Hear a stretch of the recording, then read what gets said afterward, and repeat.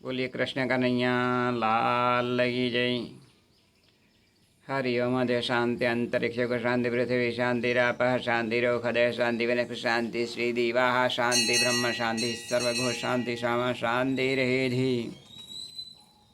આજના શબ્દને તમામ શ્રોતાજનોને મારા હૃદયભાવપૂર્વક જય શ્રી કૃષ્ણ। બુદ્ધિશાળી મહાત્મા એ પોતે રાજાને એ સદબુદ્ધિ આપે છે, કારણ કે જો કોઈ સિદ્ધ પુરુષ મહાત્મા હોય, જો કોઈ ઋષિમુનિ હોય અને પોતે એણે સિદ્ધિઓ પ્રાપ્ત કરેલી હોય તો એ અતિશય જ્ઞાની હોય અને તે એ રાજાને પ્રજાને જ્ઞાન આપી શકે। એક વખત પ્રાચીન સમયની અંદર એક નગરની અંદર એક મહાત્માજી રહેતા હતા। આ મહાત્માજી એ આજીવન એ પોતે જન્મસિદ્ધ હતા, એટલે જન્મથી જ એમણે સિદ્ધિઓ પ્રાપ્ત કરેલી હતી। એ નગરની અંદર એક રાજા રહેતા હતા, એટલે રાજાને 4 દીકરા હતા। હવે રાજાની ઉંમર 70-75 વર્ષની થઈ એટલે રાજાને વિચાર આવ્યો કે ખરેખર આ મારું જે રાજ્ય છે એ મારા દીકરાઓને મારે સમર્પણ કરવું જોઈએ, પરંતુ જે સદબુદ્ધિશાળી હોય એવા જ દીકરાને મારે એ રાજ્ય અર્પણ કરવું જોઈએ। સમય ઉપર સમય એ વ્યતીત જતો જાય છે, એટલે રાજાને વિચાર આવ્યો, બોલે શું આ મારા 4 દીકરાઓને મારા રાજ્યની અંદર સારામાં સારો કારભાર ચાલે છે તો તેમને તલાશ કરવા મારા નગરની અંદર હું મોકલું અને તે નગરની અંદર એ જોઈ આવે, જાણી આવે કે નગરની અંદર શું ચાલી રહ્યું છે અને પ્રજાને કઈ મુશ્કેલીઓ પડે છે, એ મુશ્કેલીઓ દૂર કરવા માટે એમને શું જરૂરિયાત છે, આ જરૂરિયાત મારા દીકરાઓ પૂછી આવે એટલે એમની જરૂરિયાત આપણે પૂર્ણ કરીએ। આમ વિચારી આ રાજાએ 4 દીકરાઓને વારાફરથી મોકલ્યા। પ્રથમ મોટા દીકરાને મોકલ્યો ઘોડેસવાર ઉપર થઈ, અને આ જે મોટો દીકરો હતો એ નગરની અંદર બધી બાજુ એ ચારે તરફ ફરવા લાગે ઘોડા ઉપર બેસીને। તો આ જે એક મહાત્માજી હતા કે જે જન્મથી સિદ્ધ હતા, એ જન્મસિદ્ધ મહાત્મા પાસે ગયો અને પૂછ્યું કે હે મહાત્માજી, આપને શાની જરૂર છે? હાથ જોડી અને ઊભો રહ્યો, કારણ કે આ મહાત્માજીને એક નાની ઝૂંપડી હતી અને ઝાડ નીચે એ પોતે પોતાની સિદ્ધિઓ પ્રાપ્ત કરી હતી। એટલે આ રાજાના દીકરાને, પ્રથમ જે રાજાનો દીકરો આવે તેને પૂછ્યું કે મહાત્માજી આપને શાની જરૂર છે? ત્યારે આ મહાત્માજીએ જવાબ આપ્યો કે મારે તો તારી જરૂર છે। એટલે આ રાજાના દીકરાએ ફરીથી પૂછ્યું કે હે મહાત્માજી, તમને કોઈ તકલીફ હોય, તમારે જરૂરિયાત હોય તો તમે બોલો। ત્યારે આ જે રાજાનો જે દીકરો હતો એણે કહ્યું કે તમારે જરૂરિયાત હોય તે બોલો। ત્યારે મહાત્માજી કહે છે કે મારે તો બસ કોઈ જરૂર નથી, તમારી જરૂર છે। વારંવાર મહાત્માજી આવો જવાબ આપે એટલે આ દીકરાએ કહ્યું કે બોલો શું જરૂરિયાત છે? તો કે જુઓ, આ તમે ઘોડેસવાર થઈને આવ્યા છો તો તમે એક બગીચાની અંદર ફરી આવો અને ત્યાં જ તમને જે દૃશ્ય જે દેખાય તે બધું દૃશ્ય મારી સમક્ષ રજૂ કરજો। આ દીકરો પોતાના ઘોડા ઉપર બેસી અને એક બગીચાની અંદર જાય છે, ખૂબ જંગલની અંદર। એટલે બગીચાની અંદર જોયું તો જે વાડ કરેલી હતી લાકડાની, એ લાકડાની વાડથી એની અંદર જે શાકભાજી કરેલી હતી એ લાકડા એ પેલે શાકભાજીને કાપતા હતા। આ દૃશ્ય આ રાજાના જે પ્રથમ દીકરો હતો એણે જોયું અને પછી એ પાછો આવ્યો મહાત્માજી પાસે। એટલે મહાત્માજીએ વાત કરી કે બોલો તમે શું જોયું? તો કે હું દૂર જંગલની અંદર ગયો હતો, એક બગીચો હતો અને ત્યાં એ લાકડા એ પેલા શાકભાજીને કાપતા હતા। એટલે મહાત્માજીએ પૂછ્યું કે એનો શું મતલબ? ત્યારે આ પ્રથમ દીકરો એ જવાબ આપી શક્યો નહીં. એટલે મહાત્માજીએ કહ્યું કે જો મારો કોઈ જવાબ ના આપે એને હું પથ્થર બનાવી દઉં છું. એટલે તરત જ આ જે રાજાનો દીકરો હતો ને એને પથ્થર બનાવી દીધો. ત્યાર પછી થોડા સમય પછી બીજા નંબરનો જે દીકરો હતો એ તલાશ કરવા માટે નીકળ્યો કે મારો મોટો ભાઈ હજુ આવી શક્યો નથી, તો હું તેને દેખભાળ કરવા માટે જાઉં, તેને શોધવા માટે જાઉં. આમ કરીને બીજા નંબરનો જે દીકરો હતો તે મહાત્માજી પાસે આવે છે. મહાત્માજીને હાથ જોડીને વિનંતી કરે છે કે મહાત્માજી આપને શાની જરૂર છે. ત્યારે મહાત્માજીએ ફરીથી કહ્યું બીજા નંબરના દીકરાને કે મારે તમારી જરૂર છે. તો કે બોલો, હું શું કાર્ય આપને કરી શકું. ત્યારે કહ્યું કે તમે દૂર સુધી એ ફરી આવો અને તમને જે દૃશ્યમાન થાય એ મારી આગળ રજૂ કરવાનું. જવાબ ના આપી શકો તો તમને પણ આ તમારા મોટા ભાઈની જેમ હું પથ્થર બનાવીશ. બોલે એમ તો કે હા. એટલે આ બીજા નંબરનો જે દીકરો હતો એ બધા ફરી આવ્યો જંગલની અંદર. એટલે તેમણે એ તાજી વિયાયેલી ગાય જોઈ અને જે ગાયનું વાછરડું હતું ને તે પોતાની માને એ દૂધ પીવરાવતું હતું. આ મેણે જોયું. એટલે પછી એ તરત પાછો મહાત્માજી પાસે આવ્યો. મહાત્માજીને હાથ જોડીને વાત કરી કે હું જંગલની અંદર ફરી આવ્યો છું. એક ગાય માતા મેં દીઠા છે અને તરત જન્મેલું વાછરડું એ પોતાની જે મા હતી એને દૂધ પીવરાવતું હતું. ત્યારે મહાત્માજીએ પૂછ્યું કે બોલો એનો શું જવાબ. ત્યારે આ બીજા નંબરના રાજકુમાર કોઈ જવાબ આપી શક્યા નહીં. એટલે આ જે મહાત્માજી હતા એમને પણ કહ્યું કે જ્યાં તું પથ્થર બની જઈશ. એ જ સમયે એ પથ્થર એ બીજા નંબરનો જે કુંવર હતો એ બની જાય છે. ત્યાર પછી ત્રીજા નંબરનો જે દીકરો હતો રાજાનો રાજકુંવર એ પોતાના બંને ભાઈ ના આવે એટલે તલાશ માટે નીકળ્યો. શોધતા મહાત્માજી પાસે આવ્યો. મહાત્માજીને હાથ જોડીને વિનંતી કરી તે મારા ભાઈઓ તમે દીઠા છે. તકે ઓવે કંઈ છે. તકે જો આ બે પથ્થર બનાવી દીધા છે. બોલે એમ તો કે હા. તકે કેવી રીતે મહાત્માજી આપ બનાવ્યા. તાકે મારા પ્રશ્નનો કોઈ જવાબ ના આપે તો એને હું આ રીતે પથ્થર બનાવી દઉં છું. બોલે એમ તો કે હા. બોલો શું જવાબ આપું. ત્યારે આ જે ત્રીજા નંબરનો જે રાજકુમાર હતો એમને આ મહાત્માજીએ કહ્યું કે તમે ઘોડે સવાર થઈ અને ફરી આવો જંગલની અંદર અને તમે જે દૃશ્યમાન થાય એ મારી આગળ રજૂ કરવાનું. એની અંદરથી પ્રશ્ન પૂછીશ. આપને ના આવડે તો આપને પણ પથ્થર બનાવીશ. બોલે એમ તો કે હા. અને જો આવડી જાય તો આ તમારા બંને ભાઈઓને હું સજીવન કરીશ. બોલે એમ તો કે હા. આમ કરીને તે ત્રીજો જે રાજકુમાર હતો એ પોતે એ જાય છે કંઈ જંગલની અંદર. એટલે જંગલની અંદર ખૂબ દૂર સુધી જાય છે અને જુએ છે તો એક લાકડો કઠિયારો લઈ માથે ભારો અને જતો હતો. અને રસ્તાની અંદર લાકડો હોય ને એ પણ હાથની અંદર એ વીણતો જતો હતો. એટલે આ દ્રશ્ય જોયું ત્રીજા નંબરના રાજકુમારે. એટલે મહાત્માજી પાસે આવ્યો, હાથ જોડ્યા, વિનંતી કરી કે મહાત્માજી મેં આવું દ્રશ્ય જોયું. ત્યારે આ મહાત્માજીએ પૂછ્યું કે જે એ કઠિયારો હતો એ લાકડો શા માટે વીણતો હતો. તેના માથા ઉપર તો ભારો હતો જ. ત્યારે એ જે ત્રીજા નંબરનો રાજકુમાર હતો એ કોઈ જવાબ આપી શક્યો નહીં. એટલે એણે ફરીથી આ મહાત્માજીએ કહ્યું કે જાઓ તમે પણ પથ્થર બની જાઓ. આમ ત્રણેય પથ્થર બની ગયા.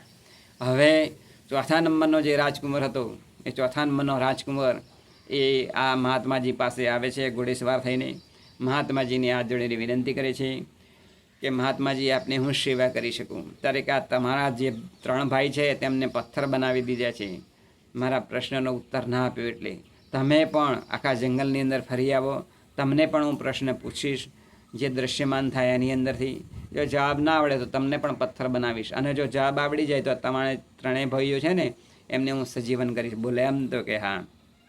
એટલે આ જે મહાત્માજીનો જે ચોથો જે રાજકુમાર આવ્યો ચોથા નંબરનો એ પણ પોતે ઘોડે સવાર થઈને જંગલની અંદર જાય છે. જંગલની અંદર જોવે છે તો એક મોટું તળાવ હોય છે.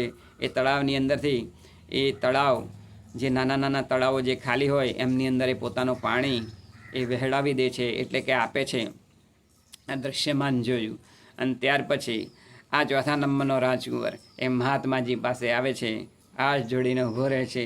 મહાત્માજી પૂછે છે પ્રશ્ન કે તમે જંગલની અંદર શું દૃશ્યમાન જોયું. ત્યારે આ સગળી હકીકત આ જે ચોથા નંબરનો જે રાજકુમાર આવ્યો હતો ને એણે કહ્યું કે એક મોટું તળાવ હતું એની અંદરથી નાના તળાવને પાણી આપે છે. ત્યારે મહાત્માજીએ કહ્યું છે કે બોલો એનો શું જવાબ. ત્યારે આ ચોથા નંબરનો દીકરોએ જવાબ આપી શક્યો નહીં.